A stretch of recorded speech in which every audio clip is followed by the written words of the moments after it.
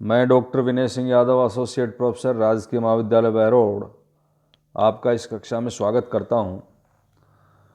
और हम पिछले कक्षा में पढ़ रहे थे राजनीति विज्ञान, परंपरागत दृष्टिकोण। राजनीति पॉलिटिकल साइंस के ट्रेडिशनल पर्सपेक्टिव पर हमने बात की और ये अध्ययन किया कि राजनीति विज्ञान के परंपरागत दृष्टिकोण में अर्थ परिभाषा की दृष्टि से जो प्रमुख रूप से तीन विद्वानों की तीन श्रेणियां हैं, उनके बारे में हमने जाना और राजनीति विज्ञान को परिभाषित किया। आज हम बात करेंगे कि राजनीति विज्ञान का क्षेत्र क्या है। Scope of traditional political science, तो उसमें क्षेत्र का जहाँ तक मतलब है, उसका सीधा सा आशय यही है कि उसका अध्ययन विषय सामग्री क्या है, अर्थात उस विषय के अंतर्गत किन किन बातों का अध्ययन किया जाता है। तो एक प्रसिद्ध लेखक हुए हैं गार्नर। उन्होंने राजनीति विज्ञान के क्षेत्र को तीन भागों में विभाजित किया है। पहला, राज्य की प्रकृति तथा उत्पत्ति की खोज। दूसरा, राजनीतिक संस्थाओं के स्वरूप, उसके इतिहास और विभिन्न रूपों की खोज, गवेषणा। तीसरा, उक्त खोज और गवेषणा या खोज अन्वेषण के आधार पर राजनीतिक विकास के नियमों का अनुमान लगाना। इसी प्रकार प्रोफेसर विलोबी ने कहा है कि राजनीति विज्ञान जिन जिन महान विषयों की व्याख्या करता है वे हैं राज्य, सरकार और कानून। इसी रेफरेंस में 1948 में यूनेस्को के तत्वाधान में समस्त विश्व के राजनीति विज्ञान के जो विचारक हुए हैं, पंडित हुए हैं, उनका एक सम्मेलन हुआ जिसमें राजनीति विज्ञान के क्षेत्र के अंतर्गत कुछ विषय शामिल किए गए। तो उनमें है राजनीति के सिद्धांत, और इसके बाद दूसरा है राजनीतिक संस्थाएं,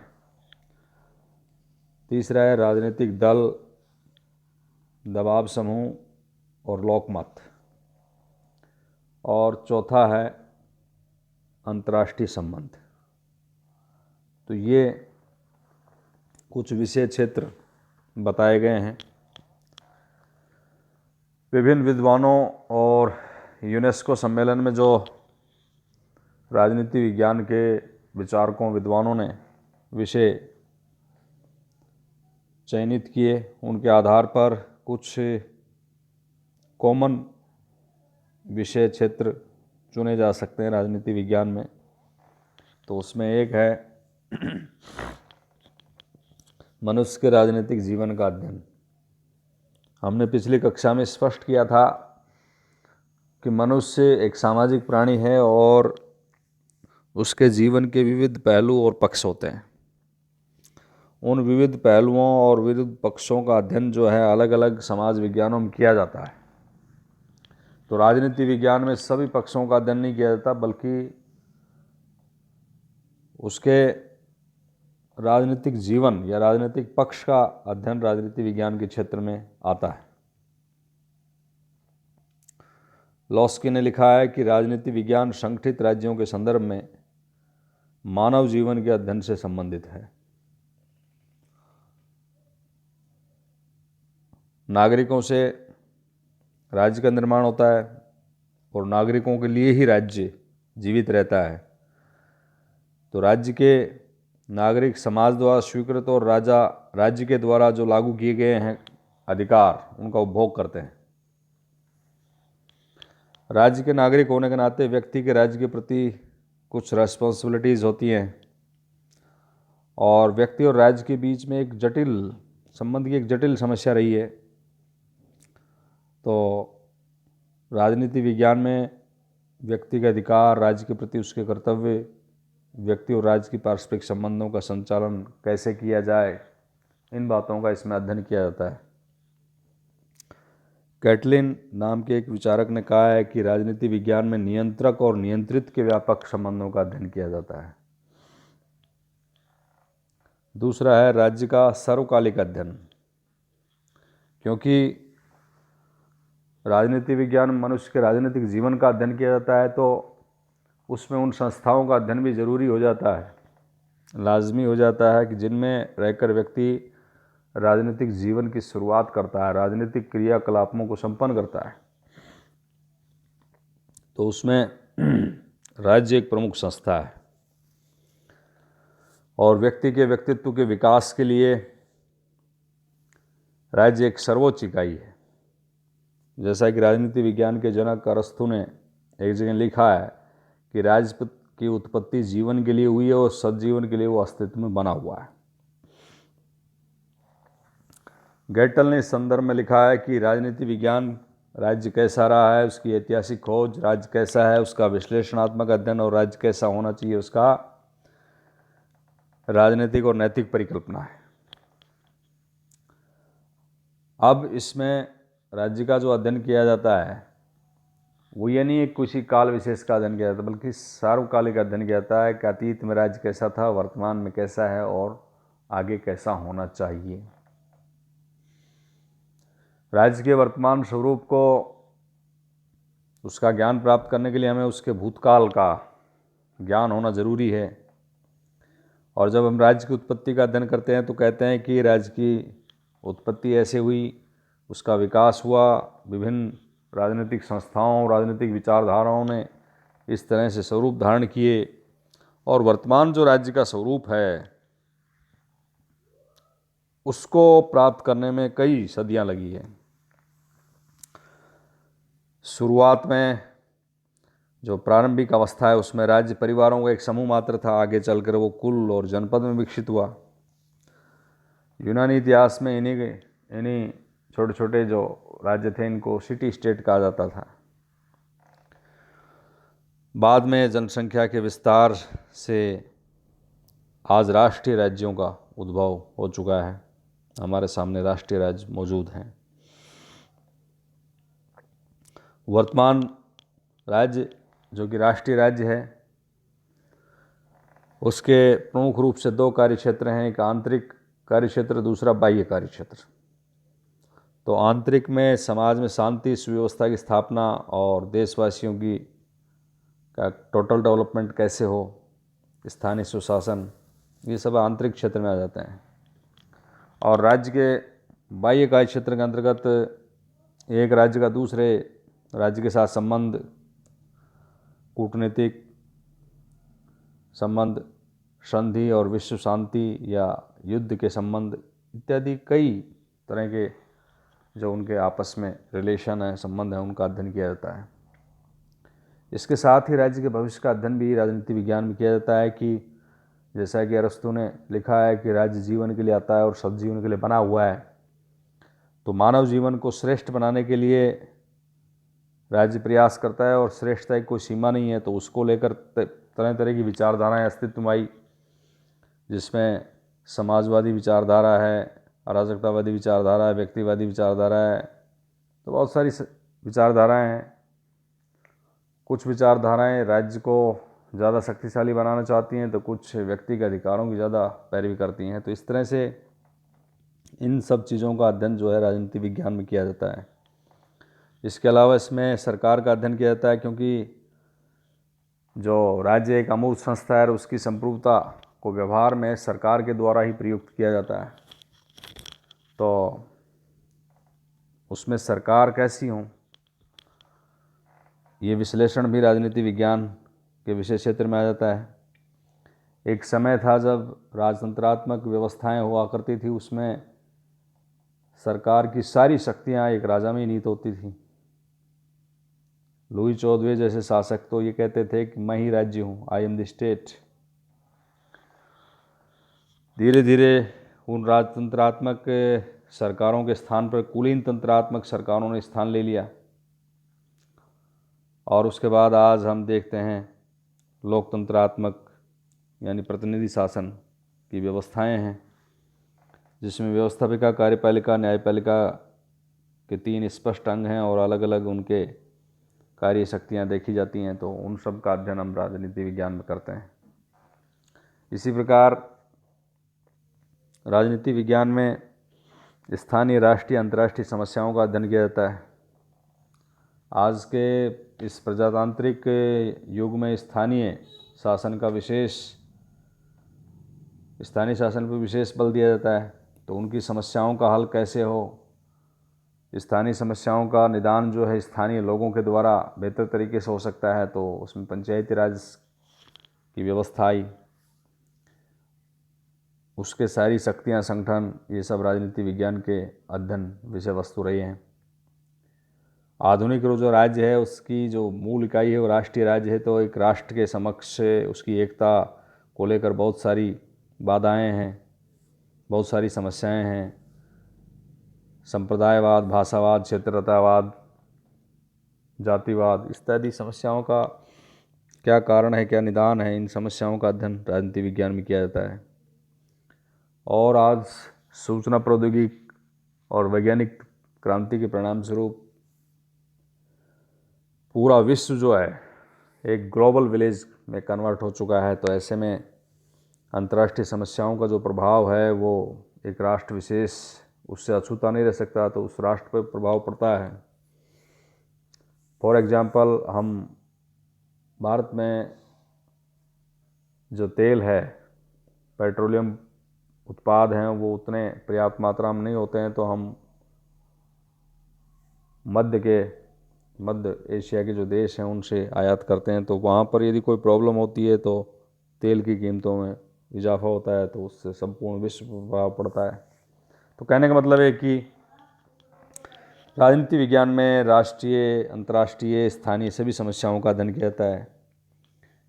इसके साथ ही राजनीति के जो अंतर्राष्ट्रीय पक्ष हैं, अंतर्राष्ट्रीय विधि, अंतर्राष्ट्रीय संबंध, विभिन्न प्रकार का अंतर्राष्ट्रीय संगठन, इनका अध्ययन किया जाता है।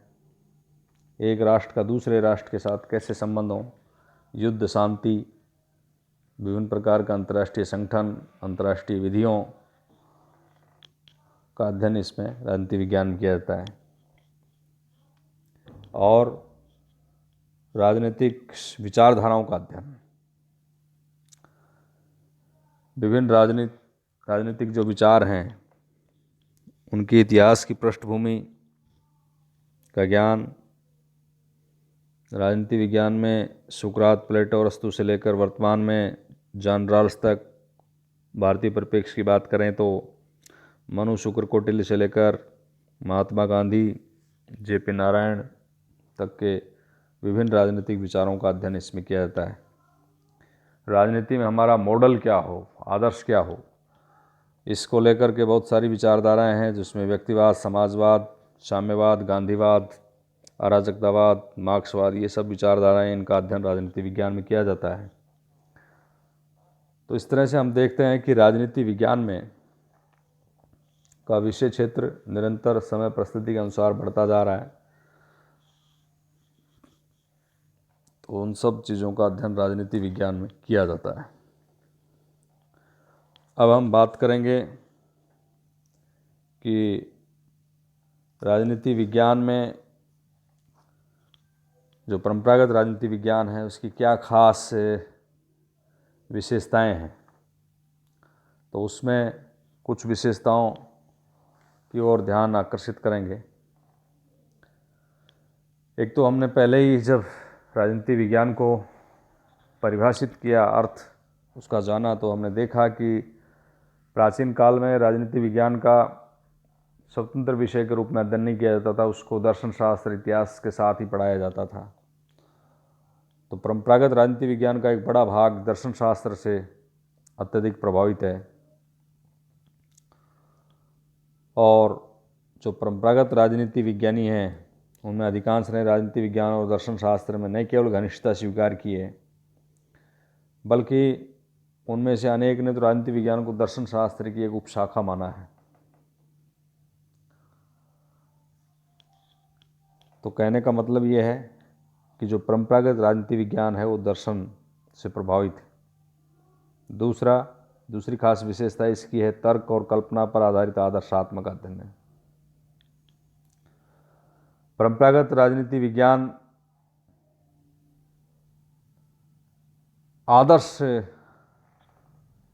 जो आदर्शात्मक अध्ययन है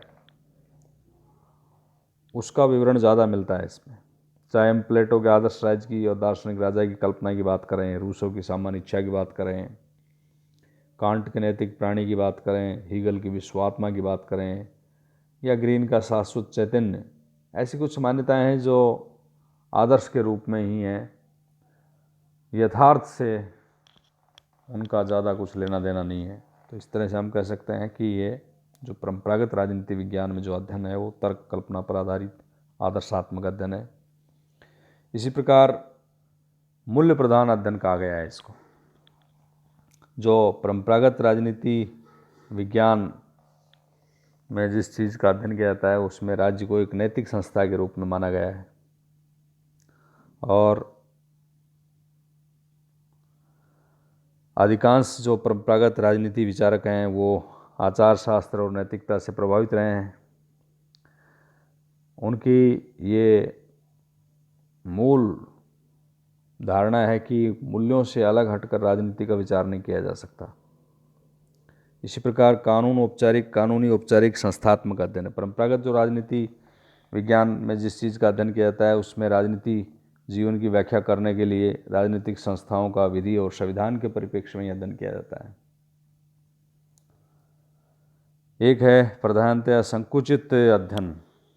इसका मतलब ये है कि परंपरागत राजनीति विज्ञान में जो अध्ययन करता है वो उन्होंने अपने आप को पाश्चात्य राजनीतिक संस्थाओं यानी यूरोप और अमेरिका की जो राज्य व्यवस्था है उसके ऊपर ही अपने आप को ज़्यादा तक केंद्रित रखा है। एशिया, अफ्रीका और लैटिन अमेरिका की जो राजनीतिक व्यवस्था है उनको पर्याप्त महत्व नहीं दिया गया, इसलिए इसको संकुचित अध्ययन कहा गया है।